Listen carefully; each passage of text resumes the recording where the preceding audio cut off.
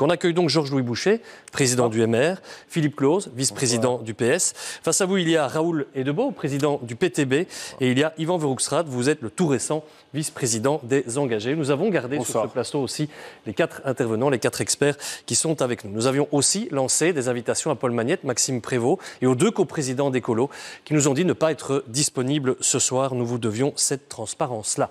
Je vais me retourner vers Sabine, qui est une intervenante, et on ne va pas se cacher. Je vous ai entendu ce matin en radio, j'ai été bouleversé, je vous le dis, par votre témoignage, Sabine, ce matin. Sans vouloir faire de la répétition, quelle est votre situation aujourd'hui, Sabine ? J'ai reçu ma facture de régularisation de gaz et d'électricité. J'en ai pour 2 000 € et ma facture d'acompte passe de 250 à 840 € par mois. Est-ce que vous arriverez à honorer ça ? Je suis incapable. Non. Quelle démarche pouvez-vous faire ? À quoi est-ce que vous renoncez déjà, Sabine ? Rien que de prendre une douche, ça me rend malade. Et je ne peux même pas allumer mon chauffage. C'est impensable. Il y a des petits plaisirs dans la vie qui sont fondamentaux. Vous entendez parler de la perspective des vacances qui devient quelque chose pour vous d'inimaginable. Et je vous avoue que ça m'a totalement surpris. Je partais chaque année en vacances et là, j'avais réservé des vacances pour l'année prochaine. J'ai tout annulé. C'est dans ma tête quelque part plus possible. C'est quelque chose que vous avez expliqué à vos enfants, par exemple ? Ils comprennent la situation ? Non, j'arrive même pas à me dire que je pourrais pas aller en vacances l'année prochaine. Ils entendent bien qu'il y a un problème, mais ils ont 8 et 9 ans, c'est compliqué. Comment vous jugez la manière dont les choses se passent aujourd'hui ? Il y a une action politique qui est menée, on vient d'en débattre pendant 1 heure. Il y a des actions qui ont été menées, c'est vrai. Elles sont jugées très nettement insuffisantes. Il y a d'autres choses qui vont arriver, on l'a bien compris. Ce que vous avez entendu dans la première partie de cette émission, ça vous a mis dans quel état ? Ça vous a rassuré ou pas du tout ? Non, pas du tout. Comment voulez-vous être rassuré à partir du moment qu'on vous dit que pendant 5 ans... ça va être la misère, on va pas pouvoir se chauffer et on va continuer à vivre comme ça. Merci pour ce premier témoignage, Sabine. La question, elle est un peu abrupte. Quand on entend ça et qu'on est un responsable politique, est-ce qu'on se sent responsable de ça, Georges-Louis Boucher, ou est-ce qu'on parle plutôt de fatalité ? Bien sûr qu'on est responsable. Si pas, on ne fait pas de politique. Je pense que le premier point par rapport à ce qu'évoque Madame, il y a tout d'abord un élément, c'est la sécurité d'approvisionnement en matière énergétique. Et donc, ce n'est pas vrai que ça va nécessairement durer 5 ans. Il a été indiqué que naturellement, ça va se stabiliser d'ici 5 ans, mais on peut avoir une baisse du prix beaucoup plus rapidement. On peut l'avoir si, par exemple, on arrive à remplacer en tout ou partie, et plutôt en tout, le gaz russe, par exemple, si on a d'autres types de contrats, si on arrive à substituer aussi une série de mécanismes, par exemple, via l'énergie nucléaire, via le renforcement du réseau électrique, via la production d'hydrogène. Donc il y a des solutions technologiques qui vont sécuriser l'approvisionnement, et quand l'approvisionnement est sécurisé, les prix vont baisser. Donc les politiques n'arrêtent pas de parler du prix, mais en fait ils parlent de la conséquence et pas de la cause initiale. Alors les prix de l'énergie ne retomberont certainement jamais à 20 € du mégawattheure, mais ils vont revenir dans des eaux beaucoup plus raisonnables. Deuxième élément, où on peut faire beaucoup plus, c'est en matière de protection du consommateur. C'est-à-dire qu'on met sur pied des analyses hyper rapides, mais par exemple, on a parlé du contrat fixe à la fin du plateau précédent. Moi, j'ai été aussi très surpris en matière de droit commercial que des PME, que des indépendants, du jour au lendemain, on leur dit « votre contrat fixe, c'est terminé ». Il passe en variable automatique avec des montants où la clarté aussi sur la constitution du prix n'y est pas. Quand vous voyez une facture d'électricité et qu'on vous vend le mégawattheure électrique à 600 €, on peut m'expliquer énormément de choses sur le couplage, prix du gaz, prix de l'électricité. J'aimerais quand même comprendre comment on arrive sur une moyenne mensuelle à du 600 € du mégawattheure. Donc là, il y a des obligations sur les producteurs qui doivent être plus importantes. Je vais ramener cette émission sur le thème fondamental, en tout cas celui qui est le thème de Sabine. Elle voulait sensibiliser le monde politique. On a un peu l'impression qu'aujourd'hui, elle attend, et c'est vrai, là, une perspective, ok, mais elle attend d'autres choses. Est-ce que ce que vous venez d'entendre là, ça va vous inciter à, par exemple, rentrer dans votre parti demain et à dire stop, maintenant, il faut faire plus et on doit avancer, on doit continuer à avancer, parce que ce qu'on a fait là jusqu'à présent, c'est pas possible. Les gens ne tiendront pas. Mais c'est notre responsabilité, sinon on ne devrait pas être là. On est les délégués des citoyens, c'est pour ça qu'on est aux affaires. Donc, par rapport à ça, on ne doit pas dire qu'on n'a rien fait, puisqu'il y a déjà sur sa facture de 850 €, il y a déjà une partie des décisions de vendredi qui vont être prises en charge. Mais ce qu'on ressent dans le témoignage de madame, c'est l'angoisse de la prévisibilité. C'est qu'aujourd'hui, nos citoyens nous disent, au-delà de la somme à payer, je ne sais même pas ce que je vais pouvoir payer dans 2 mois. Donc je ne sais même pas me projeter, est-ce que je vais manger toutes mes économies ou pas. C'est là que nous devons répondre par rapport à cela. Il y a les mesures qui sont prises, et vous avez vu qu'on est monté, on est à plus de 6 milliards d'interventions de l'État. Alors ça peut paraître des scores de flipper quand on dit 6 milliards, parce que quand quelqu'un a 2 000 € à payer, ça ne lui dit rien, 6 milliards. Donc il faut aller très concrètement. Ce que j'ai bien aimé dans les mesures de vendredi, c'est l'automaticité d'une série de mesures. C'est que les gens ne doivent pas faire des démarches, parce que ce que moi je rencontre souvent dans ma commune, c'est des gens qui me disent, écoutez, monsieur le bourgmestre, nous on ne sait pas comment on introduit le dossier, comment ça fonctionne. Il faut que tout le monde se mobilise. Les mutuelles par rapport au statut BIM, le fait qu'il y a encore tellement de gens, c'était dit dans votre plateau précédent, qui ne savent pas qu'ils peuvent bénéficier du tarif social. Vous savez, le tarif social, c'est que vous allez payer 150 € au lieu de 600, 700, 800 €. 150 €, c'est déjà beaucoup d'argent. C'est toutes ces mesures-là qui doivent être prises. Mais donc, cette dame, elle a raison de nous interpeller, nous. C'est notre boulot. Des perspectives, on vient de l'entendre, le fait que ça doit encore aller plus loin, même si beaucoup a été fait. Et pourtant, et sans grande surprise, soyons clairs, le PTB dit que ça ne va pas assez loin. Qu'est-ce qui ne va pas assez loin, selon vous? Et bien sûr, c'est insuffisant. On entend que d'autres choses vont être mises sur la table. Qu'est-ce qu'il faut de plus aujourd'hui, selon vous? Mais ce qui ne va pas, c'est d'entendre un témoignage comme Sabine ici ce soir. Hein.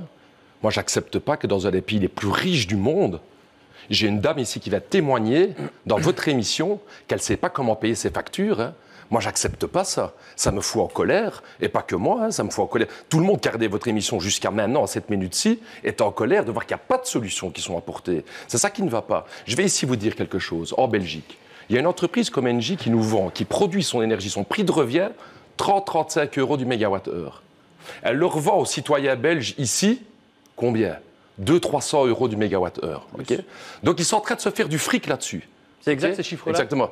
Donc ce sont les chiffres. C'est même plus. Pour une fois, M. Edebeau est raisonnable. Voilà, exactement. Parce que sur les contrats variables, on est parfois à 600 € du mégawattheure. Donc c'est un témoignage fort que je fais ici. Une société qui nous fournit 50% de l'électricité est en train d'exploiter tous les travailleurs belges et les PME pour se faire du fric et du fric. Moi, ce que j'attends du politique, c'est que le politique protège les citoyens et dise « je ne suis plus d'accord que cette électricité soit vendue aussi cher » et on bloque les prix. Parce que sinon, toute notre économie va y passer. Et donc, cette colère doit se transformer dans quelque chose de positif. Oui, c'est pour ça que le PTB... On va y venir sur la question des surprofits. Hein. C'était très clairement, et on vous l'avait dit, c'était quelque chose qu'on voulait entendre. Cela dit, la colère, OK, vous appelez maintenant au vendredi de la colère. OK, les vendredis de la protestation, les vendredis de la colère. Vous vous doutez bien, on a reçu des messages qui disent oui, mais enfin, c'est un appel à l'insurrection. Derrière la colère, il y a un peu de violence. Et derrière la violence, d'abord énoncée verbalement, il peut y avoir de la violence physique. Ça, c'était la bonne manière de faire, ça? Mais vous croyez que les gens ont entendu le PTB être en colère? Pas du tout. Pas du tout. Pas une question de colère, c'est une question de violence qui pourrait s'exprimer dans la rue. La violence de société, c'est quoi? C'est d'affamer les gens. C'est de leur faire payer des factures comme ça. Ça, c'est une violence. Quand j'ai entendu Sabine, ce qu'elle vit aujourd'hui, ça, c'est de la violence. Ça me met en colère. Et ce que nous voulons faire avec le PTB, c'est organiser cette colère. Tous les vendredis, on fera rendez-vous avec les gens pour ne pas qu'on soit éparpillés dans tous les sens. Ensemble, à mener le combat. Ce matin, 15 000 personnes étaient présentes dans les rues de Bruxelles à l'appel des organisations syndicales. C'est ça, une colère qui est structurée, qui est organisée. Il faut, monsieur Daoud, que la peur change de camp. Okay? J'en ai marre que ce soit les citoyens qui aient peur. Je vous le dis ici, sincèrement. Je veux qu'on arrête de nous, les citoyens, avoir peur, les travailleurs, et je veux qu'en haut, les NG, les Trabel, c'est à eux d'avoir la trouille. Notre société, à nous, elle est là pour vivre, elle est là pour avoir du bonheur avec nos enfants, pas pour avoir des gens qui se font du fric sur le dos des gens, et je suis effectivement en colère, monsieur Daoud. On va parler de surprofit, et vous allez intervenir sur ces questions-là, c'est fondamental. Céline Hueneuil, cette colère-là, elle monte aussi forcément dans les services sociaux, vous les entendez. Elle monte à ce point-là. Je vous ai entendu sous-entendre un jour, et pardon si mes propos ne correspondent pas exactement à ce que vous avez dit, mais que vous aviez le sentiment que sur le terrain, ça devenait là aussi un peu incontrôlable. Vous confirmez ça aujourd'hui encore? Mais donc, on a parlé des mesures aujourd'hui qui pèsent individuellement sur les gens. Hein. On a réussi à automatiser un petit peu. On a quand même 70% de fractures numériques chez les publics fragilisés. Hein. Donc, on leur demande de faire des démarches sur Internet. Donc oui, évidemment, la colère est importante. Si la colère des citoyens se met sur la fatigue des travailleurs du social et de la santé qui ont déjà bien trinqué, moi je crains le pire. Je pense qu'on va arriver à une colère démocratique importante qui va vous impacter tous ici sur le plateau, plus que moi d'ailleurs. Mais c'est grave, ce qui va arriver, je pense, est vraiment grave. Donc en effet, je pense que les gens doivent sentir, et je le répète, d'une part qu'on pense et qu'on ne fait pas que compenser, et aujourd'hui, on a quand même l'impression, et Mme Jodone le disait, ça fait quand même très longtemps que des gens disent ça va arriver et on n'y en parle encore. La deuxième chose, c'est que je pense qu'ici, et on n'en parle pas assez, c'est pas parce que la facture est payable que la planète va être vivable. Les deux enjeux doivent être pris de front. Donc là, on est en train de réouvrir des usines, du charbon, on est en train de repenser à des systèmes qui polluent la planète, et c'est les mêmes qui vont être impactés et par la crise sociale et par la crise climatique. On l'a vu avec les inondations, on l'a vu cet été. Je me permets d'intervenir parce qu'on parlera de la renationalisation de cette question des fournitures d'énergie. Est-ce que ça peut être une piste? C'est promis, on en parle. Je voudrais qu'on reste vraiment chapitre par chapitre, si vous le voulez bien. Yvan Verhofstadt, vous n'êtes pas encore exprimé. Vous venez d'entendre là des premiers mots. Colère, angoisse, inquiétude. Avec maintenant le vendredi de la colère, vous réagissez comment face à tout ça? Est-ce que vous craignez qu'à un moment donné, le monde politique soit complètement dépassé, quel qu'il soit finalement? Mais je pense qu'on est vraiment dans un moment charnière. Quand on regardera cette période de l'histoire dans 20 ou 30 ans, on se rendra compte qu'on est en train de changer de modèle. Et quand on entend Sabine, on ne peut pas rester insensible. Et c'est désespérant. C'est désespérant parce que ça fait des mois qu'on entend le même discours et ça fait des mois que sur le terrain, on ne voit rien qui change. Et ce qui a été pris comme mesure vendredi, c'est très bien, 5 à 10% de la facture. Il faut aller bien au-delà de ça. Et ça fait des semaines que concrètement, parce que c'est bien d'être en colère, je suis aussi en colère, mais on a proposé concrètement, nous, de fixer un prix stratégique du mégawattheure à 100 €. Et c'est un choix de société, c'est une décision qu'on doit prendre. Est-ce que l'État veut compenser la différence par rapport à 100 € du mégawattheure? Notre décision, elle est claire, elle est nette par rapport à ça, elle est précise, et c'est vrai que l'État va s'endetter, mais comme on l'a dit auparavant, ça a du sens de s'endetter parce que sinon, de toute façon, c'est l'équivalent d'une taxe qu'on met sur les gens aujourd'hui. S'ils s'endettent, ils vont pouvoir consommer, l'économie va continuer à fonctionner et on va s'y retrouver. Donc je pense que fondamentalement, là, il y a une décision, et c'est une décision qu'on doit prendre et qu'on appelle de nos vœux depuis très longtemps. Réponse immédiate, c'est envisageable ça, de soutenir une proposition comme ça? Si on bloque aussi les surprofits. Parce que si on fait une subvention sur le prix, ce que font certains États, mais qu'on ne bloque pas les surprofits, c'est pour ça qu'il faut faire les deux.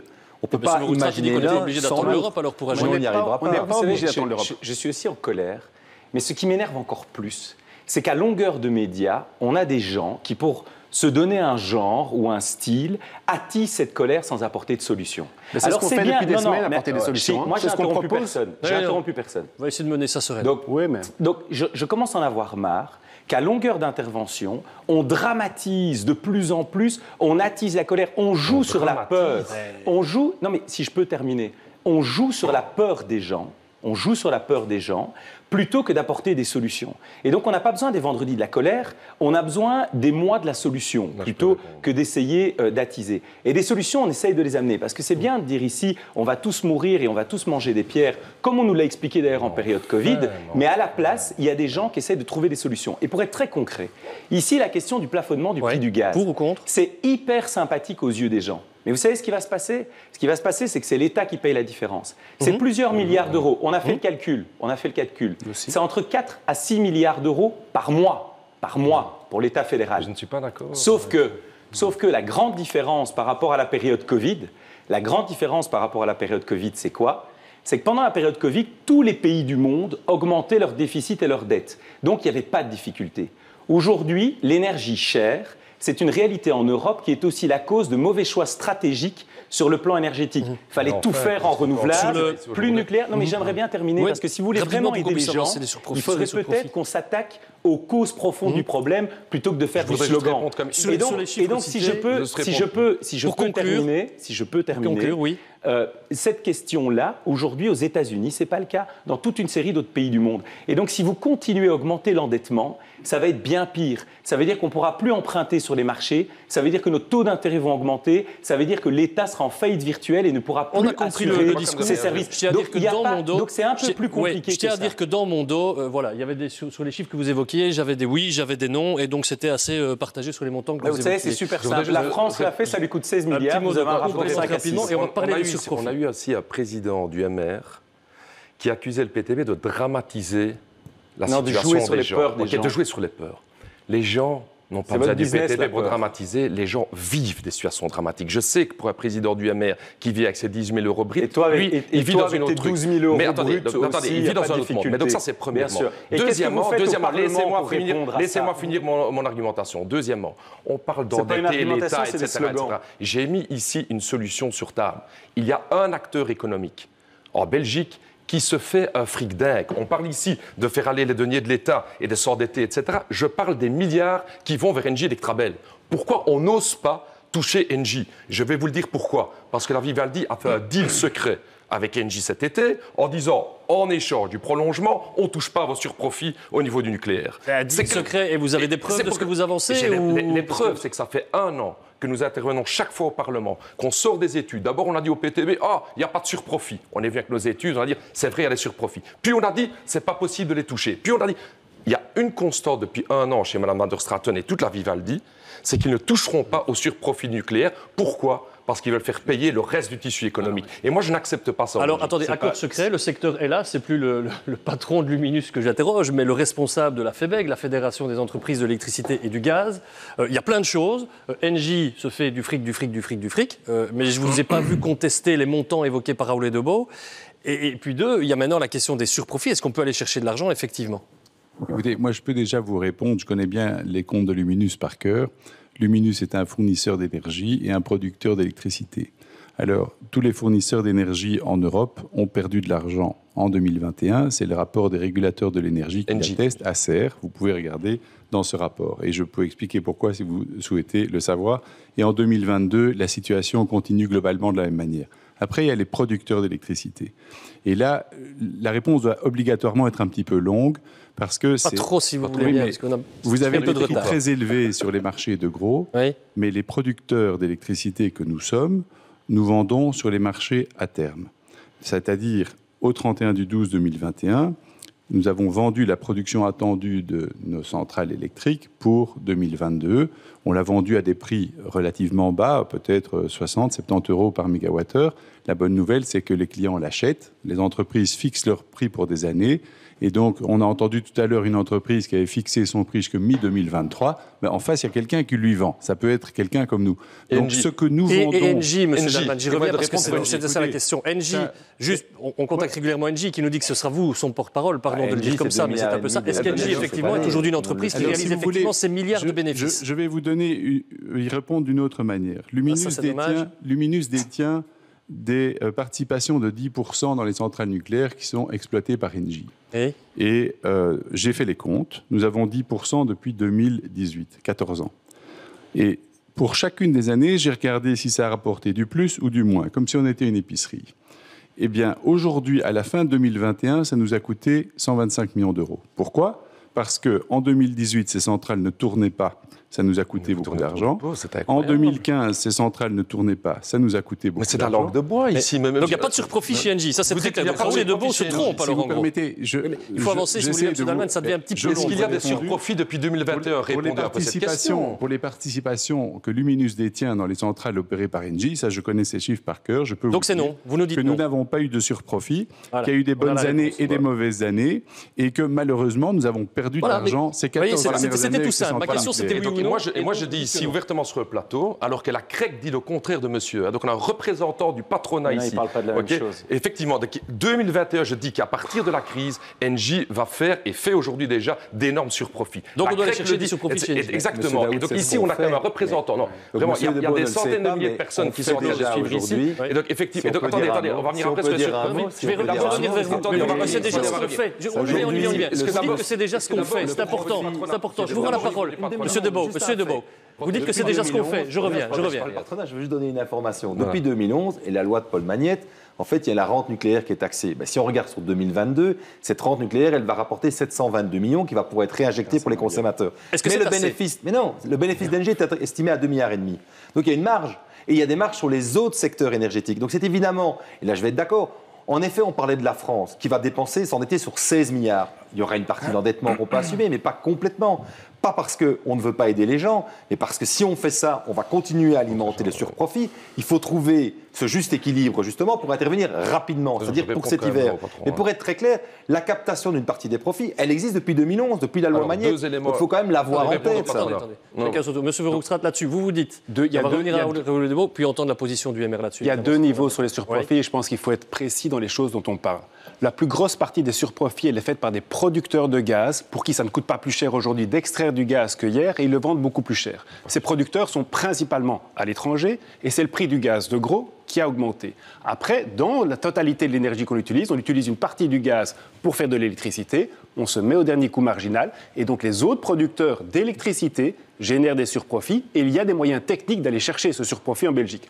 Pour ce qui est du gaz à l'international, c'est le rôle de l'Europe, du président du Conseil des ministres européens, de trouver une position commune et avec force de l'Europe, aller chercher ces surprofits au niveau international. Vous dites okay, et ça, la Belgique ne peut pas le faire toute seule. On va chercher des surprofits, on entend des montants, c'est difficile d'y voir clair. Mais... Nous, on a proposé une cotisation spéciale de crise dans le chef des producteurs.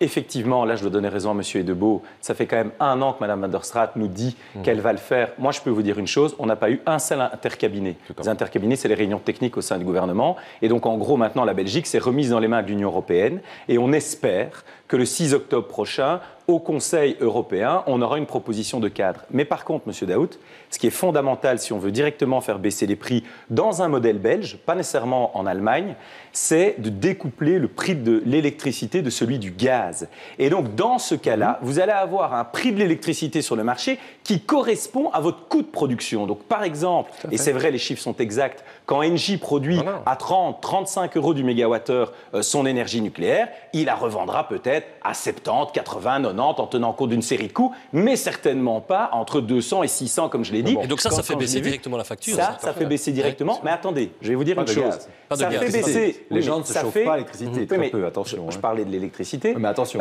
sur le chauffage, ça va. Ça ne fonctionne que si vous êtes dans un modèle où vous produisez votre électricité avec du nucléaire et du renouvelable. Ça veut dire que ça fonctionne dans un modèle français où 97% de leur production, c'est du nucléaire ou du renouvelable. Par contre, si on fait la bêtise que certains veulent faire en Belgique de fermer le nucléaire, si vous découplez le prix du gaz et de l'électricité, ça n'a aucun impact, puisque vous continuez à acheter du gaz pour produire votre électricité. Ça, c'est le modèle allemand. Il va nous rester 6 minutes pour parler de la renationalisation. Alors, en vitesse, donc les chiffres démontés, les chiffres du ministre sont faux. Donc, effectivement, il y a des surprofits à devenir et monsieur a essayé de tourner autour du pot. Et on doit pour vous donner des chiffres précis, deuxièmement, nous avons introduit effectivement une proposition de loi avec le PTB qui permet effectivement d'aller chercher ces surprofits. Parce que contrairement à ce que dit le PS, la rente nucléaire, ce n'est pas taxer les surprofits, c'est une compensation en échange de l'amortissement des centrales. Moi, je demande, c'est un impôt exceptionnel sur les surprofits. Je trouve qu'en crise, personne ne doit s'enrichir. De ce côté-là, nos estimations sont de 8 à 9 milliards de surprofits pour Engie Trabel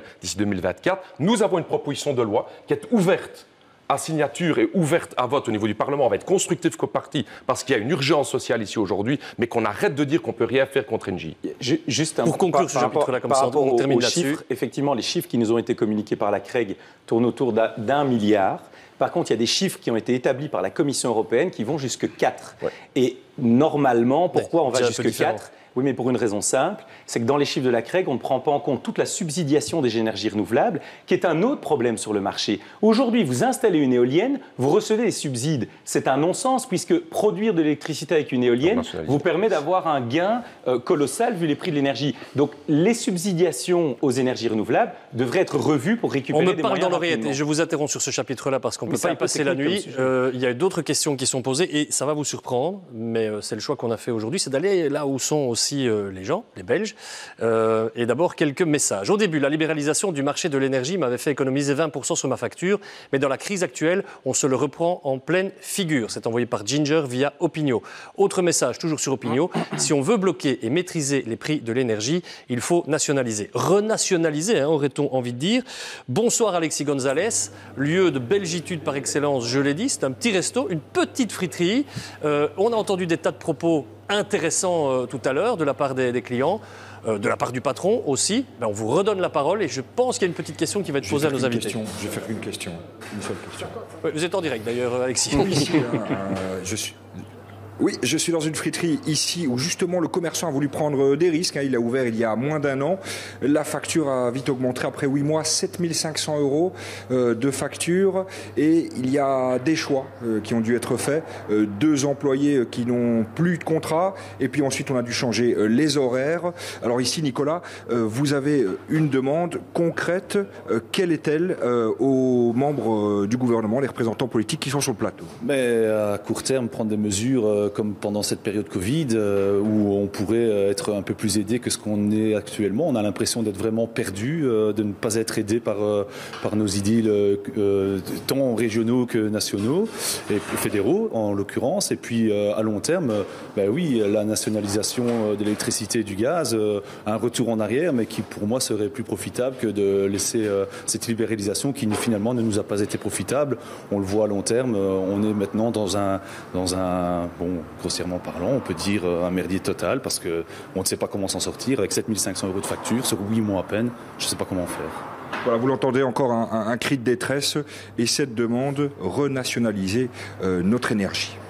Question posée via Opinio aujourd'hui. Est-ce qu'une reprise en main de l'énergie par les pouvoirs publics vous semble souhaitable? Le score est sans appel. Près de 85% d'entre vous pensent que cela redevient une solution. Avant de lancer ce débat que je vous demanderai de faire court et bref, parce qu'on a perdu un tout petit peu de temps, c'est une bonne chose ça, Damien Ernst? Il faut revenir à l'origine de cette crise. L'origine de cette crise n'a rien à voir avec la privatisation du secteur de l'énergie. On a commis 2 erreurs capitales. On est sorti beaucoup trop tôt du nucléaire en Europe. On n'a pas voulu exploiter des ressources fossiles en Europe. On s'est mis à la merci de puissances étrangères pour notre approvisionnement. Et le point vient de là. Alors, nationalisation, pas nationalisation, la crise resterait toujours. Mais la cause de la crise, ce n'est pas la privatisation ou la libéralisation du secteur de l'énergie. Ça, c'est faux, on ne peut pas le dire. Bruno Coleman. Non, je ne suis pas d'accord. Je comprends les causes qui sont correctes, mais en même temps, la libéralisation n'a pas donné la baisse de prix qu'elle devait donner. Et aujourd'hui, on a un nombre très très limité d'entreprises privées qui en fait dépassent les États. Mais la meilleure preuve en est, c'est la Belgique. Nous devons dialoguer avec un opérateur étranger, puisque nous avons vendu nos centrales sans aucun contrôle actionnarial. Donc je pense quand même qu'il y a une question, non pas de renationalisation, mais de re-régulation du marché. Et Georges-Louis Boucher a raison quand il dit qu'effectivement, le mécanisme de prix concomitamment doit être changé, puisque c'est la dernière unité d'électricité qui est produite par du gaz qui s'impose comme étant le prix moyen, ce qui n'a aucun sens. Si on pouvait en Belgique avoir un prix qui correspond à nos sources d'approvisionnement, notamment et nucléaire, on serait bien plus bas. Donc je pense qu'il y aura un nouveau dialogue à établir entre l'État et ces entreprises privées, certainement. Petit tour de table, vos avis là-dessus. On entend que ça peut être une piste de solution. En tout cas, c'est une demande citoyenne. Votre avis, pour ou contre, et pour quelles raisons? Je commence par vous, Yvan Verhofstadt. Je pense qu'on a fait une erreur fondamentale en confiant le prix de quelque chose d'aussi essentiel que s'éclairer et se chauffer à la liberté du marché. Et je pense que ça ne fonctionne pas et qu'on doit pouvoir revenir en arrière. C'est ce qu'on fait en proposant un prix stratégique. Le rôle de l'État, c'est d'absorber cette différence, d'absorber ces variations qui vont encore revenir et de donner de la visibilité, de la prévisibilité et d'organiser sur des biens aussi essentiels que ça. L'offre et la demande ne peuvent pas s'équilibrer en quelques jours. Donc, il faut pouvoir avoir un État qui protège le citoyen, qui est visionnaire et qui fait et qui organise une transition, on l'a dit tout à l'heure aussi, une transition solidaire. Donc, qui protège aujourd'hui et qui s'arrange pour qu'on transitionne correctement et solidairement pour demain. Solution, pas solution, finalement, on parle d'erreur. Est-ce qu'on peut la rattraper ou est-ce que c'est pas la peine? D'abord, une chose, c'est que ce soit le prix Nobel d'économie, Esther Duflo ou Jean-Pierre Hansen, ancien patron d'Electabel, ils disent tous que l'énergie est trop importante que pour la laisser dans les mains du libre marché. Donc évidemment, comme socialiste, ça me fait plaisir de connaître ça, sachant la pression qu'on a eue, même pour lâcher tout ce qui était distribution. Par contre, il y a une erreur dans votre titre. Renationaliser. L'erreur de la Belgique, c'est qu'elle n'a jamais nationalisé son énergie. Elle n'a jamais été un producteur.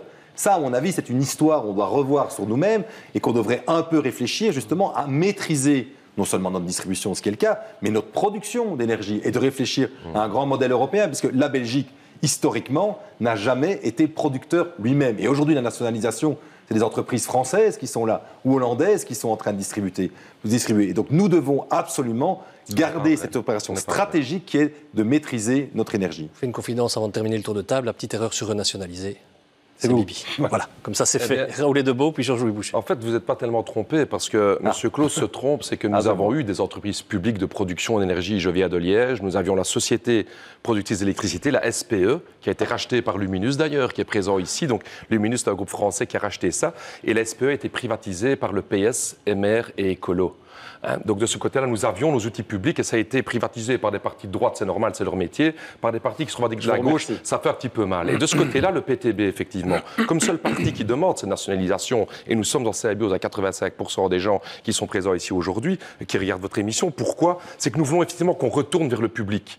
On a libéralisé le secteur. Le ON, c'est PS, MR, Écolo, CDH. Ils ont tous voté la libéralisation du secteur en disant ça allait baisser les prix. Or, ça n'a pas baissé les prix. Ce que ça a fait, ça a vu un message qui dit tiens, moi ça m'a fait. Alors nous, on a fait les calculs à l'époque, en 2019, on a fait un peu le bilan. Pour les particuliers, ça a augmenté de 74%. Par contre, pour les gros acheteurs, les grosses entreprises, là, il y a eu une diminution de 3%. Donc la libéralisation, comme toujours, elle profite aux gros. Et elle sanctionne les petits. Et c'est pour ça que nous proposons avec le PTB, effectivement, la remise sur pied d'une structure publique de production énergétique. C'est une urgence parce qu'un secteur aussi important ne peut pas appartenir au privé. Mais moi, ce que je regrette, c'est qu'on ne sache pas expliquer les choses un peu correctement. Si aujourd'hui, vous aviez une entreprise nationale d'énergie, est-ce qu'on a du gaz en Belgique? Est-ce qu'on a du pétrole en Belgique? Donc la seule chose qui changerait, c'est que plutôt que ce soit Engie qui négocie avec Gazprom l'approvisionnement en gaz, ça serait l'État fédéral qui devrait aller négocier l'approvisionnement en gaz. Qu'est-ce que ça changerait? Qu'est-ce que ça changerait sur le prix du marché? Aujourd'hui, le nœud du problème, c'est qu'on a confié effectivement notre approvisionnement énergétique à toute une série de pays étrangers par rapport justement à ne pas avoir voulu faire, par exemple, du nucléaire.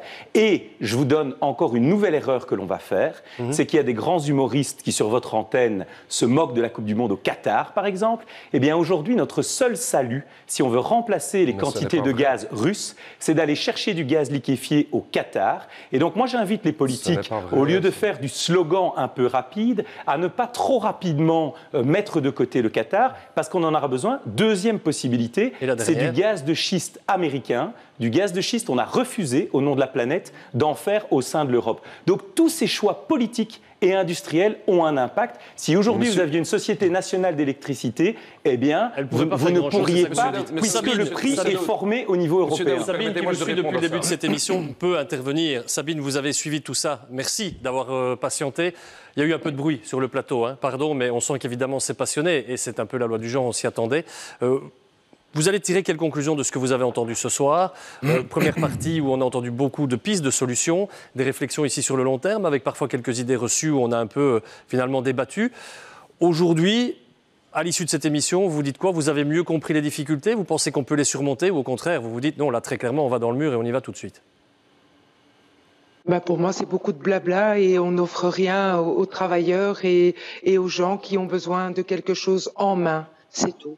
Quand vous entendez que le gouvernement va agir en octobre, qu'il va prolonger des mesures, parce que ça a été dit très concrètement sur ce plateau, vous croyez quoi? Promesse en l'air, ou vous dites de toute façon ce sera insuffisant pour moi et pour des centaines de milliers d'autres? C'est insuffisant, comme d'autres personnes disaient. Moi, je dois me battre avec Total Énergie pour pouvoir négocier une facture d'acompte qui est passée à 800 €. Je dois me battre pour essayer de payer quelque chose. C'est pas normal. Et tout le monde se retrouve dans la même situation. Donc, tout leur blabla n'avance à rien pour moi. Désolée, et pour les autres. Ce que je vous propose, Sabine, et je le fais ici en conclusion de cette émission, c'est de vous proposer de venir un jour en discuter directement ici sur ce plateau. On vous invitera, parce que vous avez exprimé tout ça avec la colère citoyenne qu'on lit depuis le début de cette journée. Vous l'avez exprimé avec beaucoup de sérénité, beaucoup de fermeté, et je vous remercie pour ça, sachant que la situation est très difficile. Et croyez-moi, on a besoin de voix citoyennes. Merci en tout cas pour ces paroles-là. Qui nous ont permis aussi, peut-être nous, de nous remettre un peu en question et de redessiner des émissions sur cette thématique qui est douloureuse. Merci en tout cas de votre témoignage. Merci aussi à vous de nous avoir suivis. Merci à tous nos invités. Merci à celles et ceux qui nous ont interpellés tout au long de cette journée. On a un peu dépassé le timing, mais cette colère un peu exceptionnelle des Belges, je crois, le valait bien ce soir. On se retrouve la semaine prochaine. Merci. À bientôt.